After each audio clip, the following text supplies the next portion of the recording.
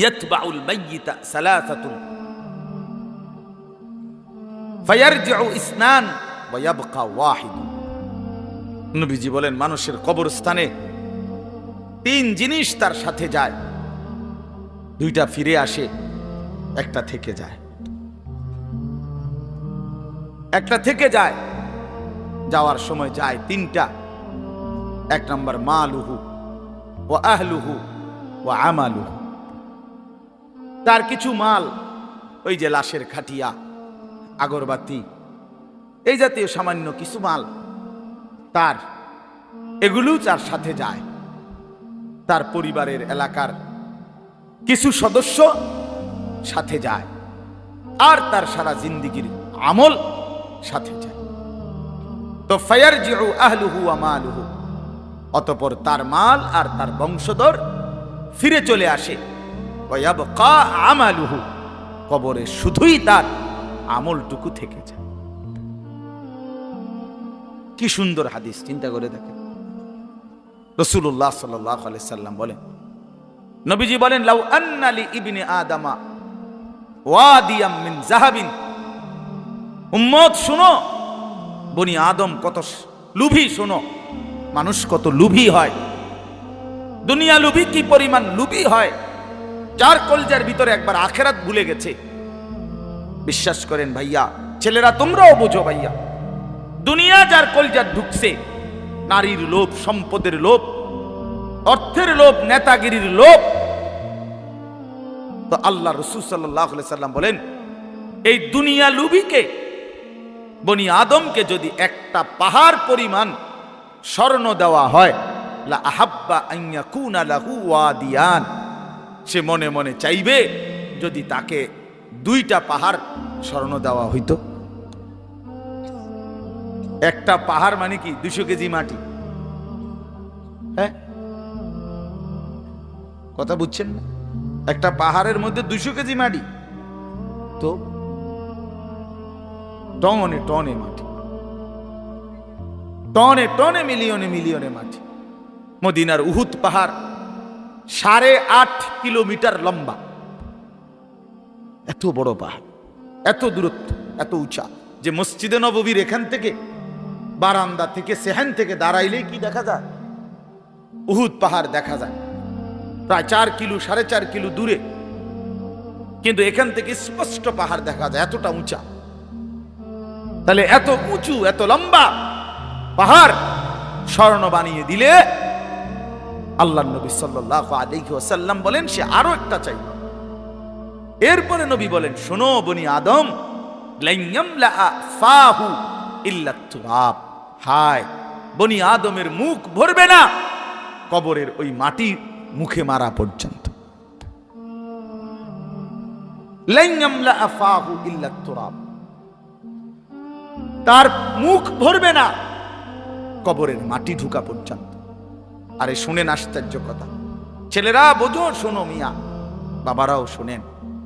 আশ্চর্য কথা হলো, এই যে হাদিস, এটা আমি বললাম না যে বনি আদমকে যদি একটি পাহাড় স্বর্ণ দেওয়া হয়, সে আরেকটি পাহাড় চাইবে এবং তার মুখ ভরবে না, কি ছাড়া? বলেন না কি ছাড়া?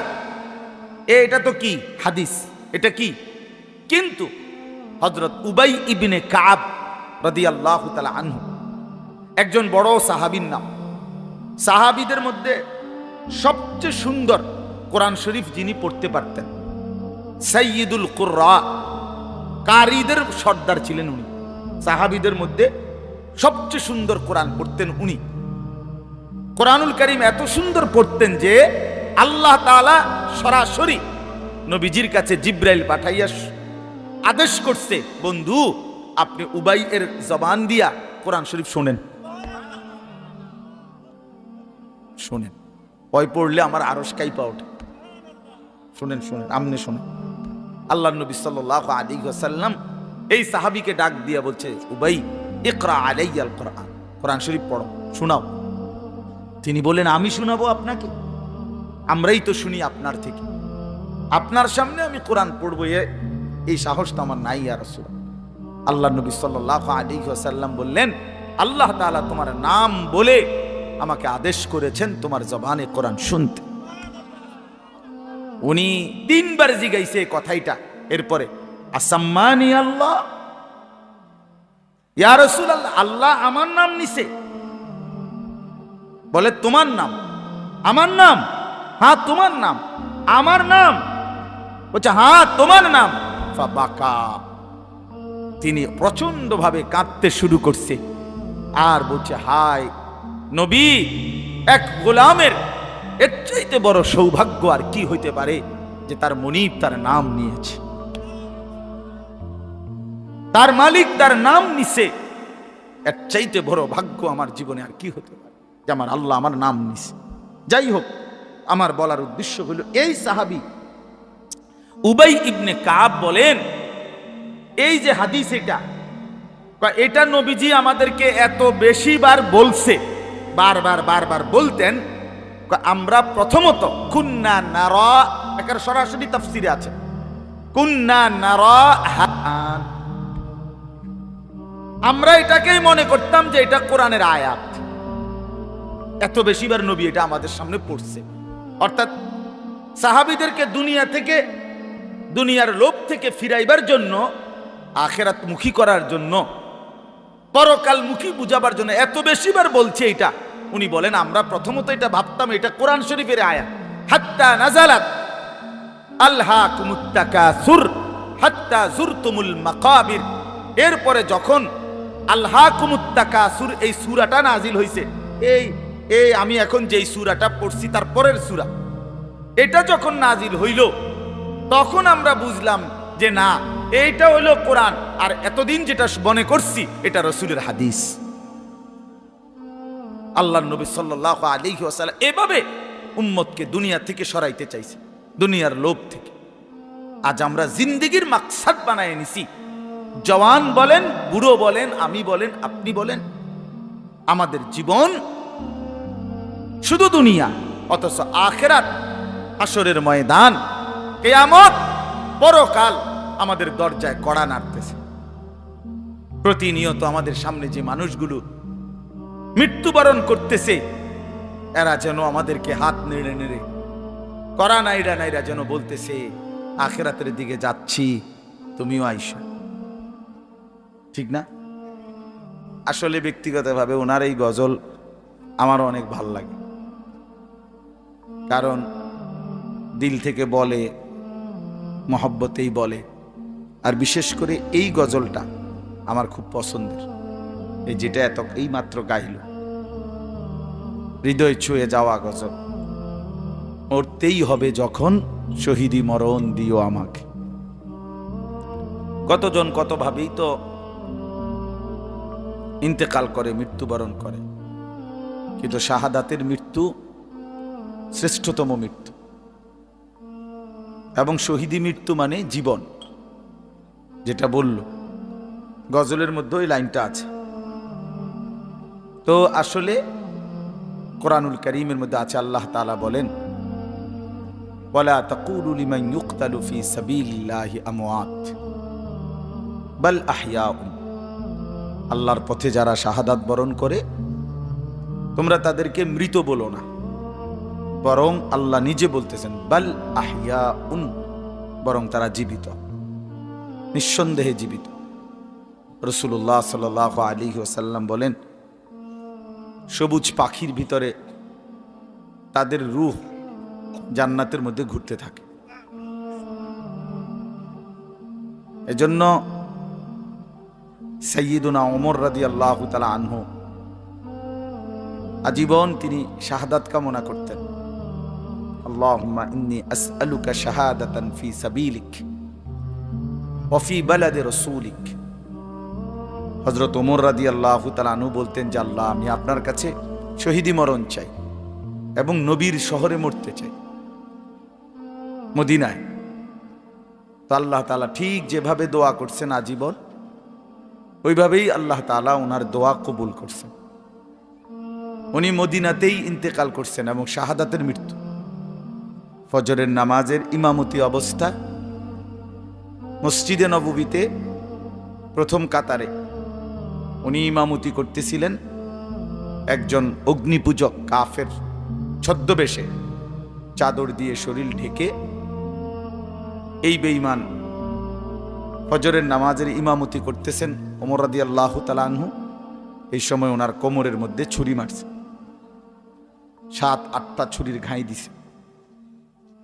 এই অবস্থায় তিনি রক্ত অঝরে ঝরতে শুরু করছে। তো উনি চাপ দিয়া ধইরা আগে পিছন কাতার থেকে, প্রথম কাতার থেকে হযরত আব্দুর রহমান ইবনে আউফ রাদিয়াল্লাহু তাআলা আনহুকে টেনে ইমামের জায়গায় না দাঁড় করায়া তো বলছে, আব্দুর রহমান আগে ফজরের নামাজ শেষ করো, তারপরে তোমরা আমারে ধইরো। তো উনি কাটা মুরগির মতো পাশে এই ব্যথায় তড়ফাইছে, কিন্তু সাহাবায়ে কেরাম আগে নামাজ পড়ছে, এরপরে উনারে ধরছে। তো এই আঘাতেই উনি শাহাদাত বরণ করছে। তো শহীদি মৃত্যুও হয়েছে, আবার রসুলের শহরেই মদিনাতেই মৃত্যুবরণ করছে। এবং সবচেয়ে আশ্চর্যের কথা হলো উনি হলেন শহীদে মেহরাব, মেহরাবের শহীদ, অর্থাৎ নামাজের এই জায়গায় রাসূলুল্লাহ সাল্লাল্লাহু আলাইহি ওয়াসাল্লাম আজীবন যেখানে ইমামতি করতেন সেইখানে তিনি শাহাদাত বরণ করছেন। আল্লাহ ওনাকে কিভাবে কবুল করছে। এজন্য নওজোয়ান ভাই ছেলেরা, তোমাদেরও এটা মনে রাখা চাই, সারা পৃথিবীর ইসলাম বিরোধী দুশ্মনরা, এই সারা বিশ্বের ইয়াহুদি, খ্রিস্টান, মুনাফিক, নাস্তিক, মুরতাদ, ইসলাম বিদ্বেষীদের একটা বড় ষড়যন্ত্র, তাদের একটা বড় মেন এজেন্ডা হলো সারা পৃথিবীর মুসলমানদের দিল থেকে জিহাদ ফি সাবিলিল্লাহ, আল্লাহর রাস্তায় জিহাদ এবং শাহাদাত এই শব্দ যেন ভুলে যায়। ভোগ বিলাসিতা, দুনিয়া প্রীতি, দুনিয়া নিয়ে ব্যস্ত থাকা, এই অর্থ সম্পদ, বাড়ি ঘর, দালান, বিল্ডিং, খাট পালং, সোফা, ফার্নিচার, আর ছেলেপেলেরা মোবাইল, বন্ধুদের আড্ডা, খামখেয়ালি, মানে এর মধ্যেই ডুবে থাকুক, অসভ্যতার মধ্যে, দুনিয়া বাড়ানোর মধ্যে পড়ে থাকুক, এটা হলো বেঈমানের সমস্ত ষড়যন্ত্রের মূল। এজন্য সারা পৃথিবী জুড়ে তারা জিহাদ ফি সাবিলিল্লাহর বিরুদ্ধে, আল্লাহর রাস্তায় যুদ্ধ, এর বিরুদ্ধে জঙ্গি, উগ্রবাদী, টেরোরিস্ট, সন্ত্রাসী ইত্যাদি বহু কিছিমের অপপ্রচার করে লাগাতার অব্যাহত এই পরিমাণ বলতে থাকছে যে অনেক মুসলমান সাধারণ মানুষ পর্যন্ত এটাকে ভয় পাইতে শুরু করছে, যে জিহাদ বললেই আতঙ্ক, কিতাল বললেই আতঙ্ক। অথচ কোরআনুল কারীমের প্রায় 600-র চাইতে বেশি আয়াতের মধ্যে আল্লাহ তাআলা জিহাদ ফি সাবিলিল্লাহর কথা বলছেন। তাহলে এতগুলো আয়াতকে অস্বীকার করার কোনো সুযোগ আছে? বলেন, কিভাবে অস্বীকার করে? কোরআনুল কারীমের একটি শব্দ কেউ যদি অস্বীকার করে তাহলে তো সে কাফের, সে তো বেঈমান। তাহলে কোরআনুল কারীমের মধ্যে আল্লাহ তাআলা বারবার এই কথা স্পষ্ট বলছে। কোরআন শরীফে আছে, মক্কায় মুসলমানরা, কুরাইশরা, মক্কার কুরাইশদের মধ্যে মাঝে মধ্যে বিতর্ক হইত যে কেউ কাবা ঘরে হাজীদেরকে পানি পান করাইতো, কেউ হাজীদেরকে মেহমানদারি করত, কেউ কাবা ঘরের চাবি পাহারা দিত, কেউ কাবা ঘরের সংরক্ষণ করত, কাবা ঘরের ভবন ইত্যাদি প্রস্তুত করত, হাজীদের জন্য তাবু বানাইতো। এই খেদমতকে অনেক বড় মনে করত। তো একদিন নিজেদের মধ্যে তারা বলতেছিল যে এইটা সবচেয়ে বড় কাজ। তো আল্লাহ তাআলা কোরআনুল কারীমের সূরা আয়াত নাজিল করে বললেন, না, আল্লাহর উপরে ঈমান এবং জান মালের জিহাদ এটা সর্বশ্রেষ্ঠ কাজ। আজআলতুম সিকায়াতাল হাজ্জি ওয়া ইমারাতাল মসজিদিল হারাম কামান আমানা বিল্লাহি ওয়াল ইয়াউমিল আখির ওয়া জাহাদা ফি সাবিলিল্লাহি বিআমওয়ালিহিম ওয়া আনফুসিহিম লা ইস্তাউনা ইনদাল্লাহ। তোমরা মনে করেছো হাজীদেরকে পানি পান করানো এবং কাবা ঘর মসজিদে হারামের রক্ষণাবেক্ষণ করা এটা সর্বোত্তম? আল্লাহ বলে না। আল্লাহর প্রতি ঈমান, ওয়াজাহাদা ফি সাবিলিল্লাহ বিআমওয়ালিহিম ওয়া আনফুসিহিম, আল্লাহর পথে জান আর মালের জিহাদ, এইটা আর ওইটা কশ্চিন কালেও সমানও হইতে পারে না। উচ্চত হওয়ার প্রশ্নই নাই, সমান সমানও না, বরং জিহাদ ফি সাবিলিল্লাহ এটা সর্বশ্রেষ্ঠ। ওয়া যারওয়াতু সানামিহি আল জিহাদ। আল্লাহর নবী সাল্লাল্লাহু আলাইহি ওয়াসাল্লাম বলেন, ইসলামের সর্বোচ্চ চূড়া জিহাদ ফি সাবিলিল্লাহ। কি বলেন? সবাই বলেন, ছেলেরা বলো ভাই, এই শব্দটা বলো, জিহাদ ফি সাবিলিল্লাহ। আজ তোমরা ভুলে গেছো। আজ অসংখ্য যুবক ছেলে, কিশোর ছেলে জানেও না এসব। 16, 17, 18 বছরের ছেলেরা রাসূলুল্লাহ সাল্লাল্লাহু আলাইহি ওয়াসাল্লামের জামানায় পুরা দমে যুদ্ধ করছে, পুরা দম। 17, 18 বছরের অসংখ্য সাহাবী, 20 বছরের অসংখ্য সাহাবী যুদ্ধের ময়দানে সেনাপতি ছিলেন। উহুদের যুদ্ধে সর্বপ্রথম আল্লাহর নবী সাল্লাল্লাহু আলাইহি ওয়াসাল্লাম উহুদের যুদ্ধের দিন, ইসলামের ইতিহাসের অত্যন্ত ভয়ানক একটা যুদ্ধের নাম হল উহুদের যুদ্ধ, যেখানে 70 জন সাহাবী শাহাদাত বরণ করছিলেন। এই যুদ্ধে সর্বপ্রথম দুশমনের বিরুদ্ধে কাফেরদের মোকাবেলায় আল্লাহর নবী সাল্লাল্লাহু আলাইহি ওয়াসাল্লাম প্রথম তীর মারার জন্য দুশমনের দিকে যাকে আদেশ করছেন, তার বয়স ছিল মাত্র 18 বছর। হযরত সাদ ইবনে আবি ওয়াক্কাস রাদিয়াল্লাহু তাআলা আনহু। নবীজি উনাকেই প্রথম বলছেন, দুশমনের দিকে তীর মারো। ইরমি সাদ, সাদ তুমি তীর ছোড়ো। ফিদাকা আবি ওয়া উম্মি। এই নবী জীবনে একবার শুধু বলছে এই 18 বছরের সাহাবী যুবকের জন্য যে আমি মুহাম্মদের মা বাপ তোমার জন্য কুরবান। আর কোনোদিন নবীজি এ কথা বলে নাই। সাহাবীরা নবীকে বলতো, হে আল্লাহর নবী, আমার মা বাপ আপনি রাসূলের জন্য কুরবান হোক, এটা মহব্বতে বলতো। তো নবীজি জীবনে কাউকে বলে নাই এ কথা। এই একমাত্র এই উহুদের যুদ্ধের দিন 18 বছরের ওই ছেলে, এটা হইলো এই বই টিফো মোবাইল, এটা জিন্দিগি এই মোবাইল লইয়াই শেষ কর। এই ছাগলামি করতে করতেই জীবন শেষ। 24 ঘন্টার জীবনটা তোমরা ছেলেরা বুঝে নিছো মোবাইল। তোমাগর এই ইবলিস শয়তান এমন ভাবে বলে দিছে যে পৃথিবীর সবকিছু থেকে আলাদা হইবি, কিন্তু এটার থেকে আলাদা হবি না। আজকে এইভাবে তোমগরে শয়তান মাথার মধ্যে তোমকে বুঝাই দিস যে জীবনটা বাইধা রাখ মোবাইলের উপর। জীবনের আর কোনো পৃথিবীতে কি হয় না হয় কিচ্ছুর দরকার নেই, তুই শুধু মোবাইলের মধ্যে ডুববা থাক। অপদার্থ এক জিন্দিগি ভাইয়া, এক ফালতু জীবন, ফালতু জীবন, একটা বর্বর জীবন।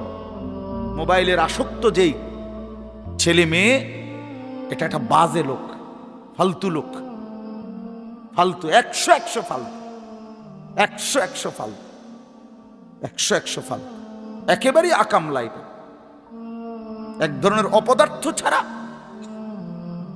যার পৃথিবী নিয়ে, মানবতার কল্যাণ নিয়ে, মানুষের কোনো উপকার নিয়ে, পৃথিবী নিয়ে, আখেরাত নিয়ে জীবনের কোনো স্বপ্ন নাই। শাহওয়াত, শুধু শাহওয়াত, শুধু লজ্জাস্থানের একটা চাহিদা আছে, শাহওয়াত, এইটা পূরণ কর। নারী, ছবি, নাচ, গান, উলঙ্গতা, অশ্লীলতা, বেহায়াপনা, অসভ্যতা, খালাস। এটা মজা পাইলাম, বেডি চাইলাম, সারা রাত উলঙ্গ দৃশ্য দেখলাম, জানোয়ারের মতো পড়ে থাকলাম শুইয়া। সকালে 8টা বাজুক 9টা বাজুক, যখন ঘুম ভাঙে ঘুম ভাঙলো। ফজরের নামাজ নাই, শরীর অপবিত্র, নাপাক, অসভ্য ছবি দেখতে দেখতে শরীর নাপাক হয়ে গেছে। এই অসভ্যতা, এই জানোয়ার মাতালের মতো পড়ে আছে খাটে। যখন ঘুম ভাঙে ঘুম ভাঙলো, উঠলো তো উঠলো, নাস্তা খাইলো, আবার ছুটলো, আবার মোবাইল। আহাত, শরীরের পবিত্রতার খবর নাই, আখলাকের খবর নাই, নামাজেরও খবর নাই। কি জীবন এটা! এই জীবনের চাইতে জানোয়ারের জীবন অনেক ভালো বেটা। জন্তু জানোয়ারও এর চাইতে আগে উঠে যায়, এর চাইতে আগে উঠে। একটা সুন্দর বাণী আছে, লেখা থাকে দেখছি, ভোরের পাখি যদি তোমার আগেই জেগে যায় তাহলে তুমি ব্যর্থ। ভোরের পাখি যদি তোমার আগেই উঠে যায় তুমি ব্যর্থ। তোমার আগে উঠবে কেন? তুমি মানুষ, আশরাফুল মাখলুকাত, আল্লাহর সর্বশ্রেষ্ঠ সৃষ্টি, তুমিই তো আগে উঠবার কথা। তোমরা এই কি জীবন বাছাই করে নিছো ছেলেরা, তোমরাই বলতে পারো বাবা। তোমার জন্য আমি আটকাবো না, আমার জন্য তুমি আটকাইবা না, কেউ কারোর জন্য আটকাবে না ছেলেরা, মনে রাখো। একদিন তোমার বাপ তোমার বাপের মতো করে কবরে চলে যাবে। এই যাই দৌড়ঝাঁপ করছে বেচারা কামাই করার, একদিন দেখবা তোমারে রাইখা সে চলে গেছে। একদিন তুমিও চলে যাইবা, এই বন্ধু বান্ধব আড্ডা এগুলো সব থাইকা যাবে। দুনিয়ার জায়গায় থাকবে। তুমি মরবা যেদিন, আমি মরবো যেদিন, সেদিনও সূর্য উঠবে, চাঁদ উঠবে, পৃথিবীর এই ব্যস্ততা থাকবে, মানুষের দৌড়ঝাঁপ থাকবে, দোকানপাট সব খুলবে, বাজার ব্যবসা চলবে, শুধু আমি নাই। শুধু কি আমি না, আর সবই কি স্বার্থপর দুনিয়া। কেউ তোমার জন্য 1 ঘন্টাও থামবে না, কেউ না। কারো হাতে সময় নাই ভাইয়া, কারো হাতে সময়। বহুতই বড় স্বার্থপর এক দুনিয়া এটা। এজন্য বুদ্ধিমান সে, নবীজি বলছে, আল কাইয়িসু মান দানা নাফসাহু ওয়া আমিলা লিমা বাদাল মাউত। বুদ্ধিমান তো সে যে নিজের হিসাব করে, নিজের হিসাব রাখে এবং মৃত্যু পরবর্তীর জন্য আমল করে। রাসূলুল্লাহ সাল্লাল্লাহু আলাইহি সাল্লাম বলছেন, এক সাহাবী জিজ্ঞেস করছে, ইয়া রাসূলুল্লাহ, মান আকিয়াসুন নাস ওয়া আহজামুন নাস, সবচেয়ে বিচক্ষণ, বুদ্ধিমান, বিবেকবান কে? নবীজি সাল্লাল্লাহু আলাইহি ওয়াসাল্লাম বলেন, আকসারুহুম যিকরান লিল মাউত, বেশি বেশি যে মৃত্যুকে স্মরণ করে। ওয়া আকসারুহুম ইস্তিআদাদান লিল মাউত, এবং বেশি বেশি যে মৃত্যুর জন্য প্রস্তুতি গ্রহণ করে। সে বুদ্ধিমান, সে বুদ্ধিমান। কুরআনুল কারীমের মধ্যে আল্লাহ তাআলা বলেন, ওয়া ইন্নাদ দারাল আখিরাতা লাহিয়াল হায়াওয়ান। ছেলেরা মোবাইল যদি কয়জন হাতে আছে নামায় ফেলো, হাতের থেকে মোবাইলটা নামায়া শোনো ভাই, আমার দিকে তাকাইয়া শোনো, ভালো হবে ভাই। তো আল্লাহ তাআলা বলেন, নিশ্চয়ই আখিরাতের ঘর জান্নাত, সেটাই কেবল জীবন। লাহিয়াল হায়াওয়ান, ওইটাই লাইফ, ওইটাই জীবন, এটাই স্টেশন, এটা প্ল্যাটফর্ম।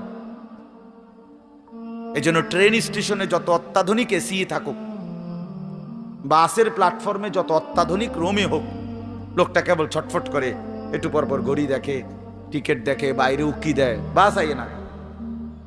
আরে ভাই এরকম করেন কেন? এসি চলতেছে, বৈশা না থাকবে। আর আপনার কথা বইয়ে থাকতে মাইছি না, ঠিক কিনা বলে? অথচ কোনো সমস্যা নাই, এতটা অত্যাধুনিক রুম এখানে, তারা নাস্তা টাস্তা দিচ্ছে, কিন্তু হের কেবল গরিসা, সে কেবল টিকিট চায়, সে কেবল জিগা কি ভাই আইলুনি, ট্রেন আসছে। কারণ এটা যে প্ল্যাটফর্ম, সেখানে বসতে আসে নাই। রব্বুল আলামিন বলে, বান্দা বিশ্বাস করো, এটা প্ল্যাটফর্ম। মালি ওয়ালিদ দুনিয়া। রাসূলুল্লাহ সাল্লাল্লাহু আলাইহি ওয়াসাল্লাম, হাই উম্মত, দুনিয়ার সাথে আমার কিসের সম্পর্ক? কি সম্পর্ক? ইন্নামা মাসালি ওয়া মাসালুদ দুনিয়া কারাকিবিন ইস্তাযাল্লা তাহতা শাজারাতিন সুম্মা রাহা ওয়া তারাকা। হাদিস। নবীজি বলছে, আমার উদাহরণ দুনিয়ার সাথে কেমন শোনো। এমন এক পথিক লম্বা পথে বহু দূর কোথাও যাবে, রওনা দিছে, প্রচন্ড রৌদ্র, ভীষণ রৌদ্রে পথিক এতটাই ঘামে ভিজে গেছে যে এই জন্য সে একটা গাছের নিচে একটু বাতাসের জন্য একটু বসছে, শরীরটা যাতে একটু ঠান্ডা হয়, গরম লাগতেছে। তো কিছুক্ষণ পরে শরীরটা যখন একটু ঠান্ডা লাগছে, একটু বিশ্রাম করছে, তা আবার সেই পথিক তার মূল গন্তব্যের দিকে রওনা দিয়ে চলে গেছে, তারা কাহা, গাছটাকে গাছের জায়গাতেই রেখে গেছে। নবীজি বলেন, ঠিক এমন আমি তো আখেরাতের প্রতীক, আমি তো জান্নাতের যাত্রী, আমি তো আখেরাতের মুসাফির, আমি তো যাচ্ছি সেখানে। তো যাওয়ার পথে মাঝখানে 60 বছর, 63 বছর, 40 বছর, 50 বছরের একেবারে সামান্য একটু সময় ওই গাছের নিচে দুনিয়ায় একটু বিশ্রাম করলাম, একটু বসলাম, আবার একটি নির্দিষ্ট সময় পরে আমি আমার আপন গন্তব্য আখিরাতের দিকেই রওনা দিলাম। দুনিয়া দুনিয়ার জায়গায় রয়ে গেল, দুনিয়া দুনিয়ার জায়গাতেই রয়ে গেল, দুনিয়া পড়েই রইল। কি ভাই, বুঝতেছেন এই কথাটা? রাসূলুল্লাহ সাল্লাল্লাহু আলাইহি ওয়াসাল্লাম বলেন, ইয়াকুলু ইবনু আদম মালি ওয়া মালি। কি আজীব হাদিস শুনেন। নবীজি বলেন, হায় বনি আদম সারাক্ষণ কেবল বলে আমার মাল, আমার মাল। দেখছেন গাড়িটা আমার, এই বাড়িটা আমার, এই 10 শতক জমি আমার, এই সোফাগুলো আমার, এই খাট আমার। আল্লাহ নবী সাল্লাল্লাহু আলাইহি ওয়াসাল্লাম বলেন, হাল্লাকা ইবনা আদম মিন মালি, কোথায় তোমার মাল? এই বনি আদম মাল তোমার বলতে কে বললো এগুলো তোমার? এগুলো যদি তোমারই হয় তো তুমি যেহেতু চিরস্থায়ী ভাবে দুনিয়া থেকে কবরের দিকে চলে যাচ্ছ, এগুলো সাথে নিচ্ছ না কেন? তোমার জিনিস কার জন্য রেখে যাচ্ছ? এই বেটা, ওয়াহাল্লাকা ইবনা আদম মিন মালি, কি রে বনি আদম তোর মাল কই? তোর যদি হয় নিচ্ছ না কেন এগুলো? ও মাই মোবাইল আমার, তো আমি এটা নিয়ে যাবো না সাথে এখন, নাকি ধুয়ে যাবো? কথা বলেন না কেন? তো তুমি তো দুনিয়া থেকে চলে যাচ্ছ, তো নিচ্ছ না কেন এগুলো? তোমার 10 শতক জায়গা নিবা না? সোফা এগুলো কই রাইখা যাচ্ছ? এগুলো নিয়ে যাও, বিল্ডিং নিয়ে যাও। তাইলে দেখে বুঝেই নাও বান্দা, উম্মত তোমার হলো কোত্থেকে? তোমার কেবল 3টা মান, 3টা জিনিস তোমার। নবীজি নিজে বলছে, ইল্লা মা আকালতা ফা আফনাইতা, যা সরাসরি তুমি খাইয়া শেষ করছো, খাইছিলা, এটা তোমার। আউ লাবিস্তা ফা আবলাইতা, যেটা সরাসরি তুমি গায়ে দিছিলা, পরছিলা, পোশাক তোমার গায়ে, পড়তে পড়তে এডি ফুরান হইছে, সিরিয়ালাইছো, এগুলো তোমার।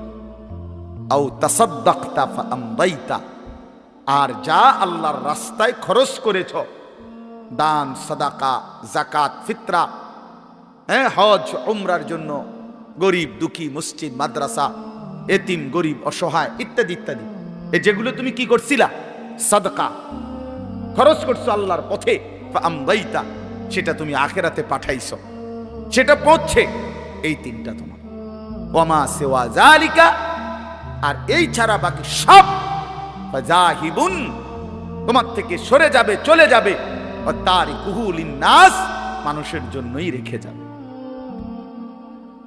কি অসাধারণ হাদিস, কি চমৎকার ভাবে নবীজি ব্যাখ্যা করে বুঝাইছেন।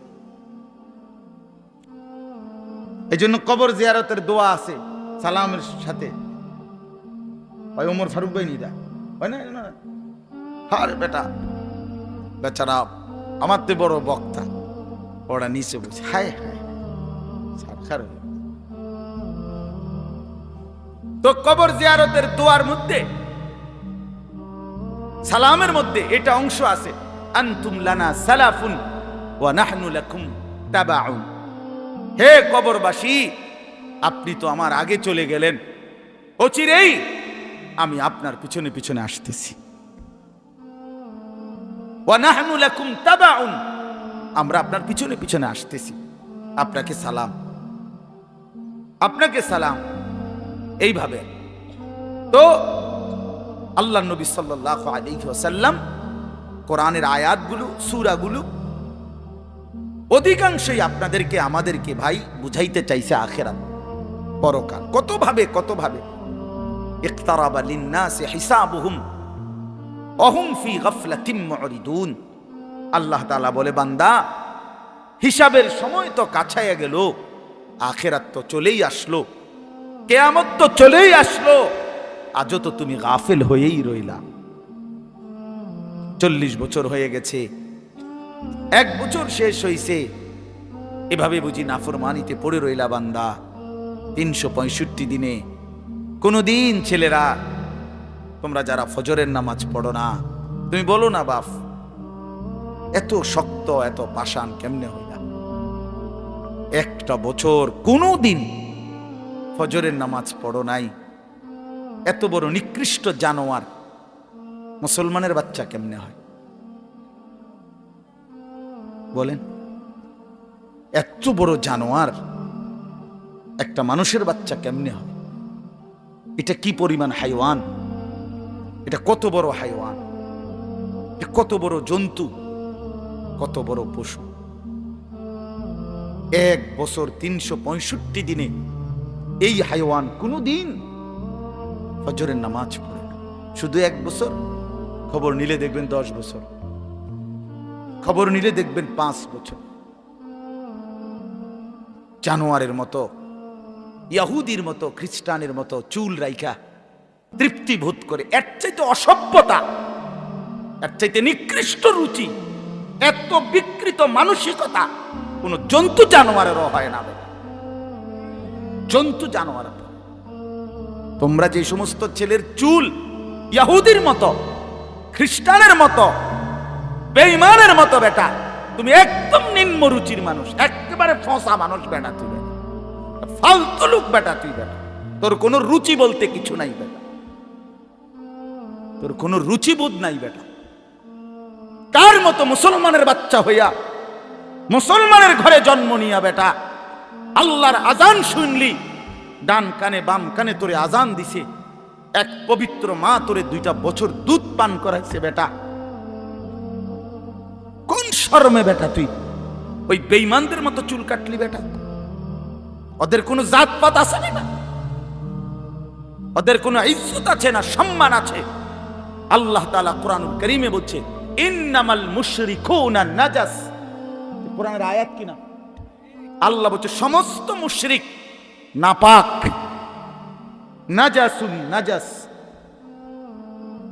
সমস্ত ইহুদি নাপাক, সমস্ত খ্রিস্টান নাপাক, সমস্ত হিন্দু নাপাক, সমস্ত বৌদ্ধ নাপাক, সমস্ত নাস্তিক নাপাক, সমস্ত মুরতাদ নাপাক, সমস্ত বেঈমান নাপাক।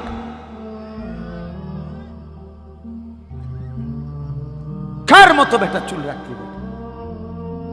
কারে দেখা বেটা পেশাব করে পানি লস না বেটা? কোন সভ্যত থেকে শিখলি বেটা? এটা কার থেকে শিখলি? জীবনে 2-4 অক্ষর পড়ালেখাও করো নাই,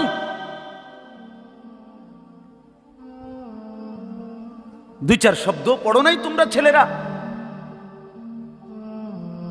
মানুষ এত অভদ্র অপবিত্র হয় কেন?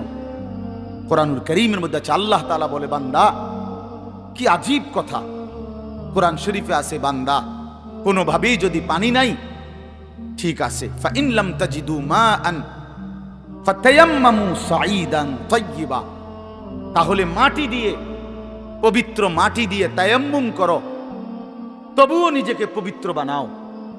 যদি বলি আল্লাহ পানি নাই, ঠিক আছে, তো মাটি দিয়ে হলেও পবিত্র হইতে হবে, এত তাড়াহুড়া কা? পানি আইও, পানি পাইয়া লই, এরকম শুরু করলেন? কোরআন শরীফের সরাসরি আয়াত। আল্লাহ তাআলা বলে জানো, ওয়ালাকিন ইউরিদু লিইউতাহহিরাকুম, আল্লাহ বলেন আমি না আমার ইমানদার বান্দাকে সারাক্ষণ পবিত্রই দেখতে চাই। দোস্ত আমার, এটা কোরআন শরীফের আয়াত। ওয়ালাকিন ইউরিদু লিইউতাহহিরাকুম, আমি আমার বান্দাকে পবিত্র, মুমিন আমার সে, ও অন্য কেউ না, ও আমার ইমানদার বান্দা। তো ইয়া আইয়ুহাল্লাযীনা আমানু ইযা কুমতুম ইলাস সালাতি ফাগসিলু ওয়ুজুহাকুম, এই আয়াতের মধ্যে, এই আয়াতের অন্তর্ভুক্ত অংশ এটা। ওয়ালাকিন ইউরিদু লিইউতাহহিরাকুম, ইমানদার পানি নাই, ঠিক আছে, তায়াম্মুম করো মাটি দিয়ে। কেন এমন তাড়াহুড়া? আল্লাহ তাআলা বলে আমি যে তোমাকে পবিত্র দেখতে চাই, আমি কে তোমাকে পবিত্র। ফীহি রিজালুন ইউহিব্বুনা আন ইয়াতাতাহহারু আল্লাহু ইউহিব্বুল মুত্তাহহিরিন। কোরআন শরীফের আয়াত আছে, আল্লাহ বলে বন্ধু আপনার কিছু সাহাবীকে আমি দেখছি, আল্লাহ প্রশংসা করতেছে। মদিনার কুবা একটা এলাকা, যেখানে নবীজি মক্কা থেকে হিজরত করে এসে প্রথম ঢুকছিলেন। এই হিজরত করে আইসা প্রথম যেখানে ঢুকছেন এই জায়গাটার নাম হলো কুবা নগরী। কুবা কি নাম? এ কুবা। এই এলাকার যারা সাহাবী ছিল ওনাদের একটা অভ্যাস ছিল, ওনারা ওই সময় পানির তীব্র সংকট ছিল, পানি কম ছিল আর কি। তো তীব্র পানির সংকট থাকার পরেও ওনারা খাবারের পানি, রান্নার পানি, মানে ভাত তরকারি রান্নার যে পানি আর খাবারের পানি কম খাইতো, কম ব্যবহার করত। এখান থেকে পানি বাঁচাইয়া পেশাব পায়খানার পবিত্রতার জন্য যে পানি দরকার ওইখানে তারা পর্যাপ্ত পরিমাণ পানি ব্যবহার করত, যেন পবিত্রতার মধ্যে কোনো কমতি না হয়।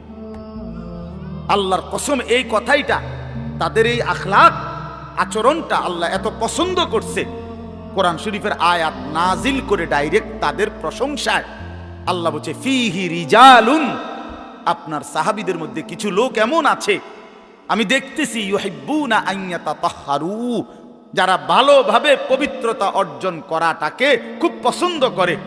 আল্লাহু ইউহিব্বুল মুত্তাহিরিন, নবী শুনায়ে দেন এমন পবিত্রতা অর্জনকারীদেরকে আমি আল্লাহও ভীষণ ভালোবাসি।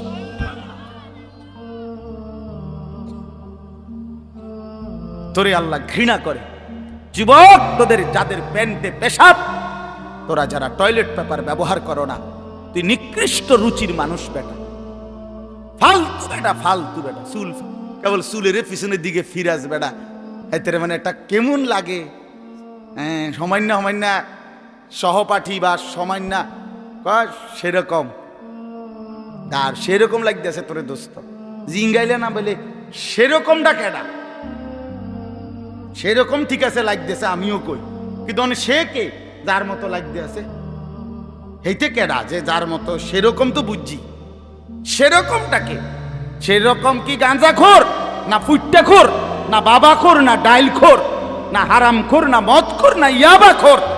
কার মতো লাগতেছে তারে জিঙ্গা। তুই যে আমারে কইলি সেরকম লাগতে আছে, হেতে কেডা যার মতো লাগতে আছে আমারে? কথা বলেন।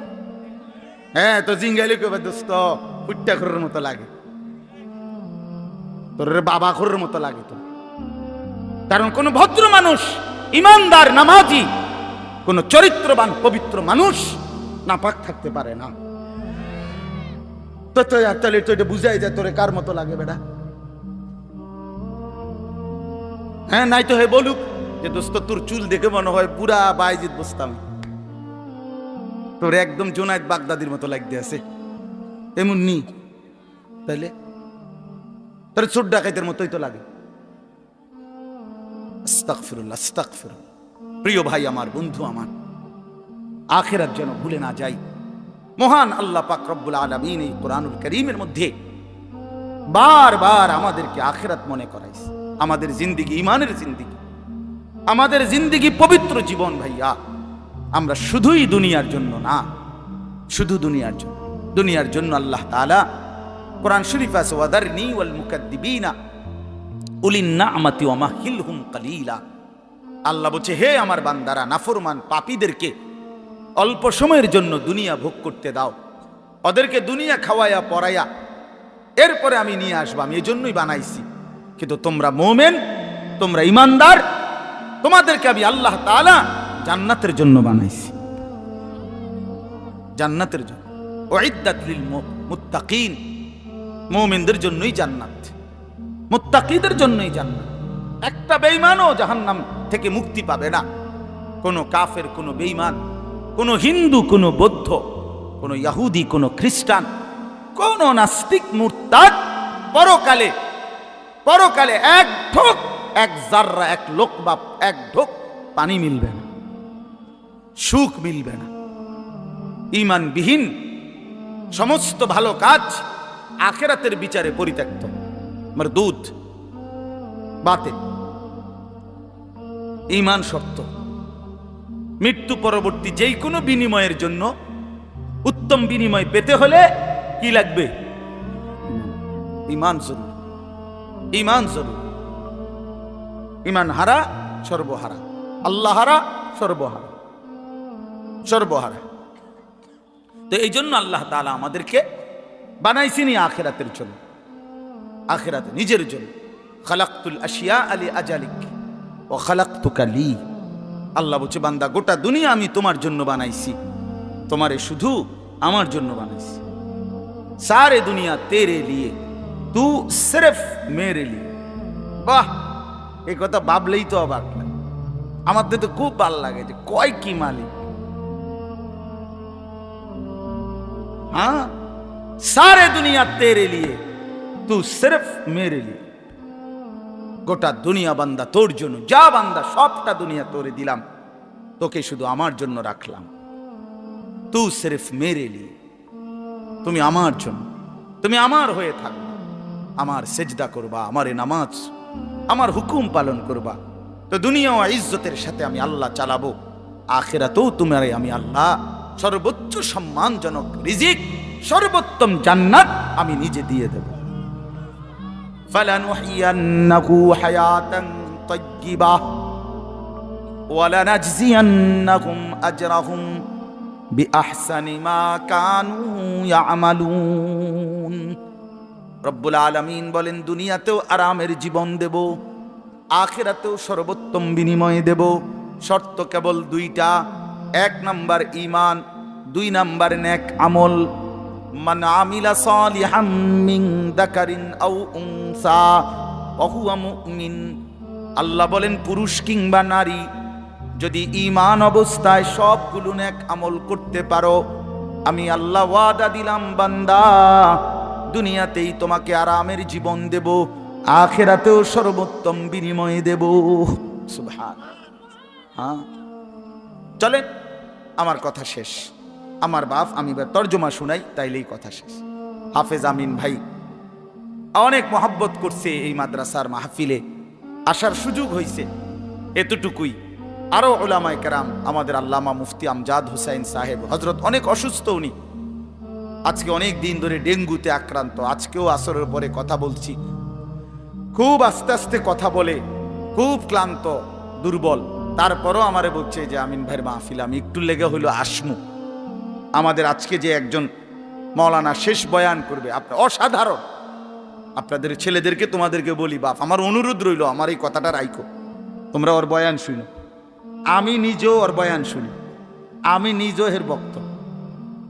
অসাধারণ বয়ান করে সে, হযরত মাওলানা মুফতি ইউসুফ বিন ইকবাল, তার বয়ান চমৎকার একেবারে। আল্লামা মুফতি আরিফ বিন হাবিব যেমন সব কথা হাদিস থেকে বলে, এই নওজোয়ান মাওলানাও ঠিক এরকম অনর্গল রাসূলুল্লাহ সাল্লাল্লাহু আলাইহি সাল্লামের হাদিস বলতে থাকে। হ্যাঁ, এজন্য সবাই ইনশাআল্লাহ এই মাওলানার বয়ান শুনবার চেষ্টা করবেন। তো তরজমাটা শুনেন। আল্লাহ তাআলা মূল বক্তব্য এটাই যে আল্লাহ আমাদেরকে আখিরাত মনে করাইতে চাইছে। কি?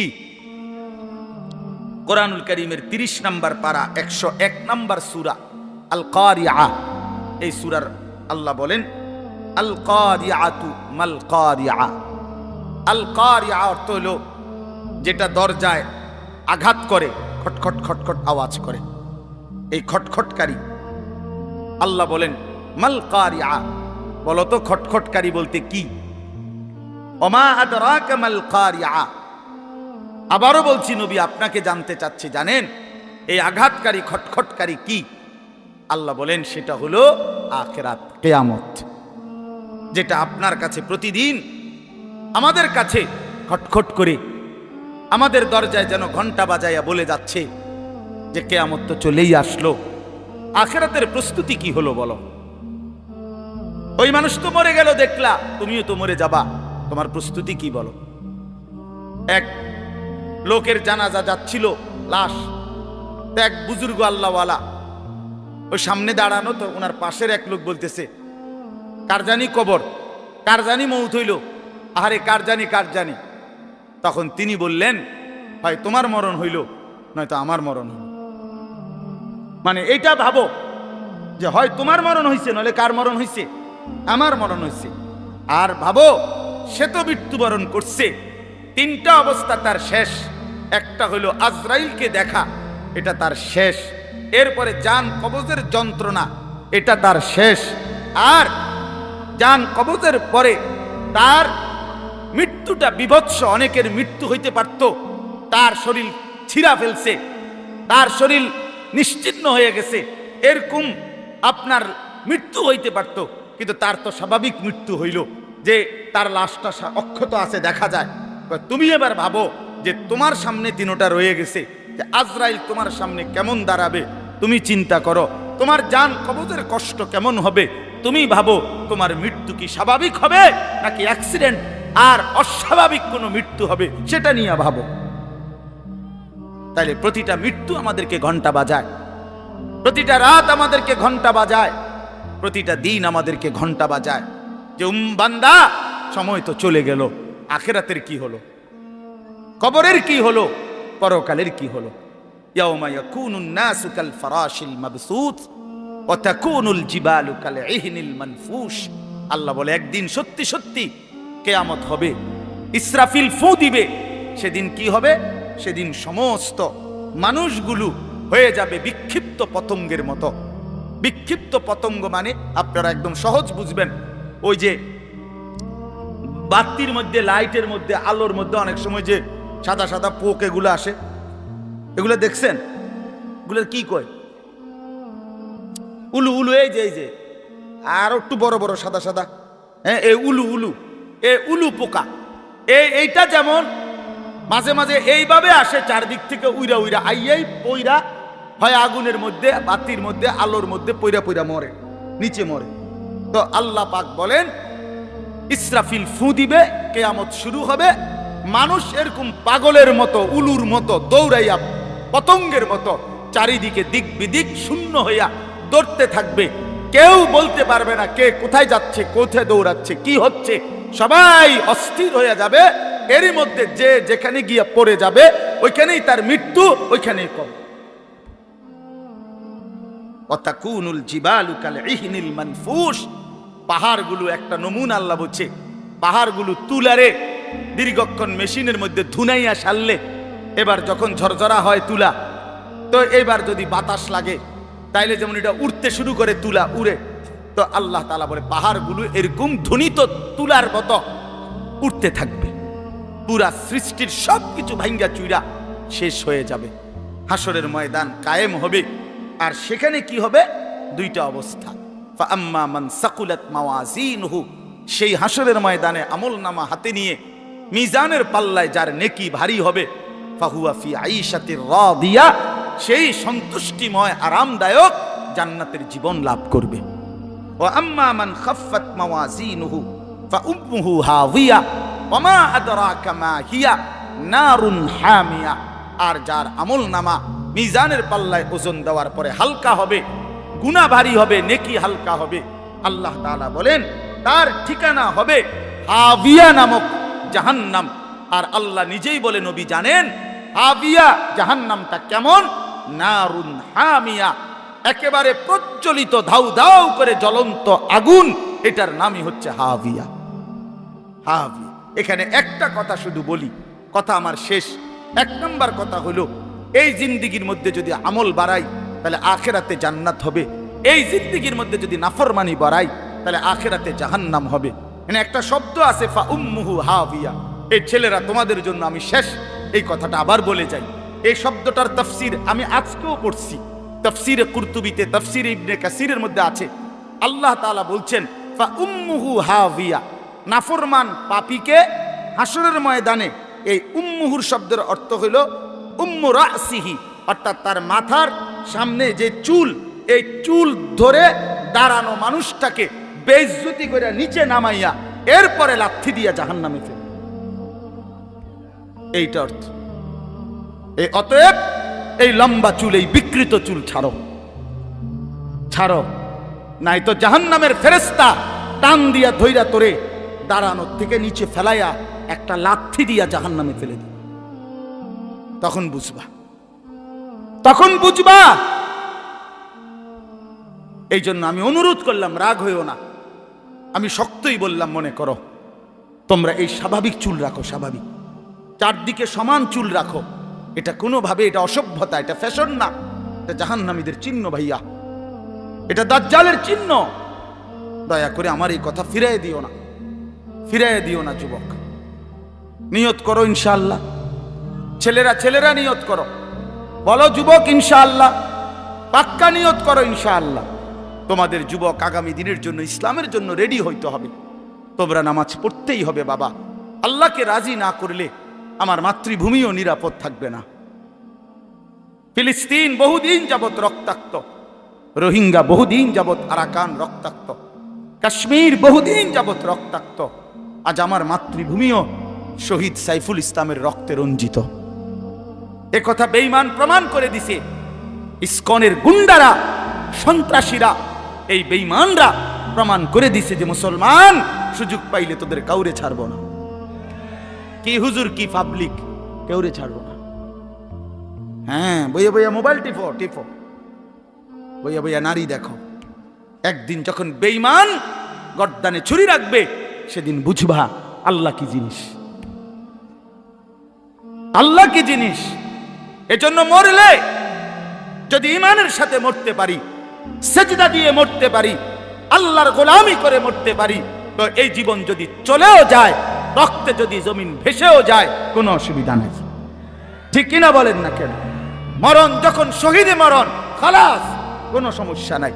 ঈমানের মৃত্যু ব্যর্থ না, শহীদের মৃত্যু ব্যর্থ না। কিন্তু যদি নাফরমানির মৃত্যু হয়,